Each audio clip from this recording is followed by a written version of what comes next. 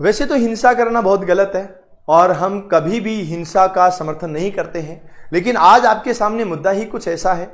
और मुद्दा यह है कि अगर कोई सरकारी अधिकारी कानून तोड़ता है तो उसके ऊपर कोई नियम नहीं लगता, लेकिन अगर कोई आम आदमी कानून तोड़ता है तो उसके ऊपर झूठे सीधे कुछ भी करके, उल्टा सीधा कुछ भी करके, एक नहीं 50 नियम लगा दिए जाते हैं। आप पीछे 2 खबर देख रहे हैं।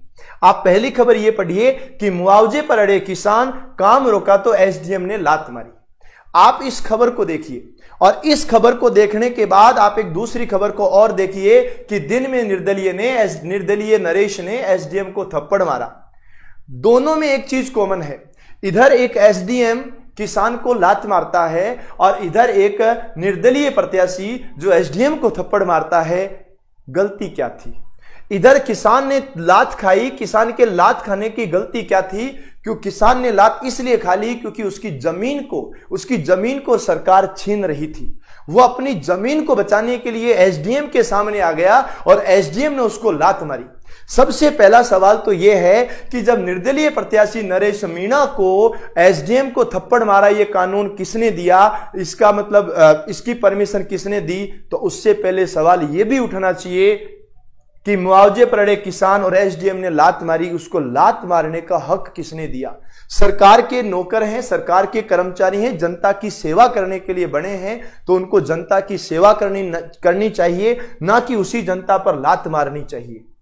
हमें अगर इस मुद्दे की अगर बात करता हूं तो यह जालोर का मुद्दा है, अभी का नहीं है, थोड़ा पुराना मुद्दा है। जालोर का मुद्दा क्या है कि भारतमाला प्रोजेक्ट जो चल रहा था, भारतमाला जो हाईवे बन रहा है, वो जहां से निकल रहा था, है ना, और वहां पर किसी किसान की जमीन आ रही थी। अब किसान की जमीन, किसान का मरण भरण सब कुछ उसी के अंदर होता है। उस जमीन को बचाने के लिए, जमीन के उचित मुआवजे के लिए, जमीन भारतमाला प्रोजेक्ट के अंदर चली गई तो आगे का भरण पोषण करने के लिए मुआवजा मांग रहा है, जो कि उसका हक है। वो मुआवजा जब मांग रहा है तो वहां पर एसडीएम साहब आते हैं, साथ में वर्दी वाले पुलिस वाले भाई साहब भी आते हैं, और ये वर्दी वाले पुलिस वाले भाई साहब और एसडीएम दोनों मिलते हैं और एक किसान के ऊपर लात मारते हैं। केवल एक ही किसान पर नहीं, ये मीडिया बंधुओं का बहुत बहुत धन्यवाद कि उन्होंने फोटो भी खींचा, लेकिन एक ही नहीं, बहुत से किसानों को मारपीट करते हैं इसलिए कि उन्होंने अपनी जमीन के लिए आवाज उठाई थी। और यहां की अगर मैं बात करता हूं कि निर्दलीय जो प्रत्याशी हैं नरेश मीणा, उन्होंने एसडीएम को थप्पड़ मार दिया। जब इन्होंने एसडीएम को थप्पड़ मार दिया तो नीचे से लेकर के ऊपर तक के सभी कर्मचारी एसडीएम साहब के पक्ष में आ गए। यहां पर आ रहा है कि एसडीएम को थप्पड़ मारने का विरोध, आरोपी पर कार्रवाई की मांग। मैं सभी साथियों से यह पूछना चाहूंगा कि जिस दिन किसान की लात मारी जा रही थी उस दिन ये वाले लोग कहां पर थे? उस दिन ये बनावटी लोग कहां पर थे? जब किसान को लात मारी जा रही थी एक ने भी मुंह नहीं खोला।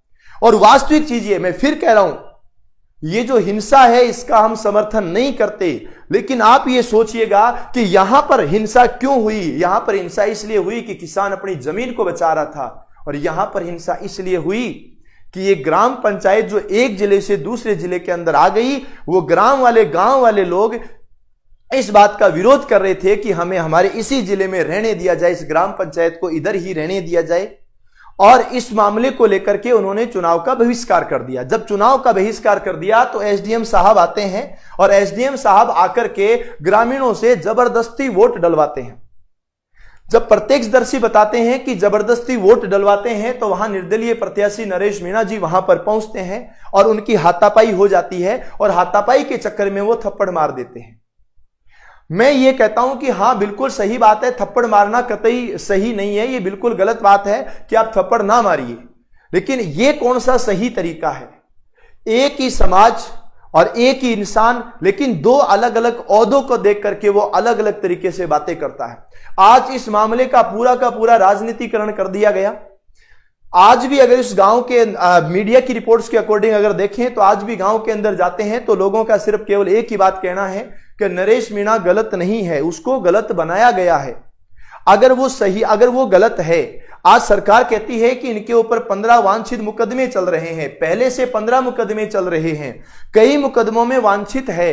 तो मैं ये भी तो पूछना चाहूंगा उस सरकार से, उन कर्मचारियों से कि अगर ये वांछित है तो इनको गिरफ्तार क्यों नहीं किया था? क्या इस सही मौके का इंतजार कर रहे थे कि कब वो चुनाव लड़े और कब हम उसको गिरफ्तार करें? दूसरी चीज यह है कि जब यह मामला यहां पर हो ही गया था, यह मामला दोपहर में लगभग 12 बजे हुआ और रात को 9 बजे जब रात को 9 बजे भीड़ ने पुलिस की जीप को फूंकी, तो मुझे एक बात बताओ कि दिन के 12 बजे से रात को 9 बजे तक आखिरकार पुलिस इंतजार किस चीज का कर रही थी? जहां तक अगर सीधी सीधी बात कही जाए कि बात यही आती है कि आप सरकारी ओहदे के नीचे आम आदमी को दबाना चाहते हैं, इधर आम आदमी को दबाना चाह रहे हैं। यहां पर बोला कि डीएलसी दर को लेकर विवाद मामला 2 साल से हाईकोर्ट के अंदर है और 90% लोगों ने इसको नकार दिया है।